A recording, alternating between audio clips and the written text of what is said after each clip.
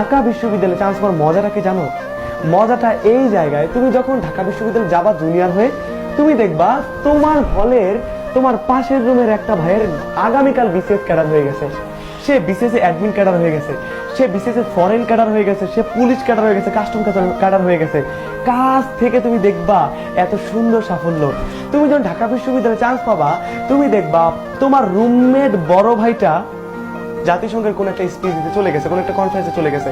তুমি যখন ঢাকা বিশ্ববিদ্যালয়ে ভর্তি হবা, তুমি দেখবা তোমার পাশের বড় ভাইটা চমৎকার লেভেলের গান করে, চমৎকার লেভেলের গিটার প্লে করে। তুমি যখন ঢাকা বিশ্ববিদ্যালয়ে চান্স পাবা, তুমি দেখবা তোমার হলের বড় ভাই অনেক ফেমাস ব্যক্তি ছিল, যেমন ঢাকা বিশ্ববিদ্যালয়ের আমার হল হাজী মোহাম্মদ মুহসিন হলের আমাদের হুমায়ুন আহমেদ ছিল 564 নাম্বার রুমে, যে বাংলাদেশের যে বিখ্যাত কথা সাহিত্যিক হুমায়ুন আহমেদ, সে আমার হলের বড় ভাই। আমি তাকে বড় ভাই বলতে পারি, কেন? সে আমার হলের বড় ভাই।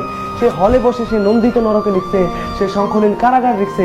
আমাদের হলের বড় ভাইকে ওই যে ওবায়দুল কাদের, বাংলাদেশের সড়ক ও যোগাযোগ মন্ত্রী, সেতু মন্ত্রী, সে আমার হলের বড় ভাই। সে আমার বড় ভাই কেন না, সে আমার বড় ভাই। আমার হলের বড় ভাই, আমি জোর দিয়ে বলতে পারি কে, আর যে কিবরিয়া, আর যে অর্ক, আর যে নীরব, আমি বলতে পারি তাদের মতো হওয়ার স্বপ্ন দেখতে পারি, খুব কাছ থেকে তাদের সাফল্যগুলো দেখতে পারি, তারা কি কি করেছে জানতে পারি। তুমি ঢাকা বিশ্ববিদ্যালয়ে ভর্তি হলে দেখো সবগুলো সভা, সেমিনার, গুরুত্বপূর্ণ টক শো, সিম্পোজিয়াম, লাইভ সব ঢাকা বিশ্ববিদ্যালয়ে হচ্ছে, পাবলিক বিশ্ববিদ্যালয়গুলোতে হচ্ছে। তুমি এই সুযোগটা কেন নিবা না? অনেকে মনে করো, অনেকে আমাকে কমেন্ট করে বলো, ভাইয়া ঢাকা বিশ্ববিদ্যালয়ে চান্স পায় কি জীবনের একমাত্র কিছু, নাহলে কি জীবন শেষ? না, জীবন এখানে শেষ না, কিন্তু চমৎকার এই সুযোগটা তুমি কেন নিবা না? অন্যরা নিচ্ছে। সুতরাং ঢাকা বিশ্ববিদ্যালয়ে চান্স পেলে না, এই সুখের অনুভূতিগুলো তুমি খুব কাছ থেকে রস আস্বাদন করতে পারবা।